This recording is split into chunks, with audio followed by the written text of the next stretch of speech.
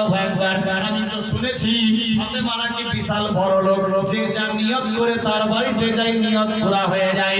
এমনকি ফাতেমা নাকি কাউকে খালি হাত ফেরত করে না। আমি সেই ফাতেমার বাড়িতে যেতে চাই, কেউ করে না। নবীর বেটি কত দান করে, সবাই তার নাম করে।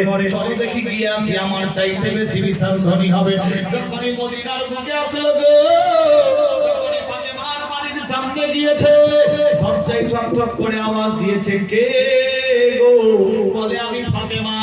বলে আমারও নাম ফাতেমা, আমি মিশরের বাদশার বেটি, আমি তোমার বাড়ি এসেছি বল। বলে আমার এটাই বাড়ি। দরজা খোলা হলো।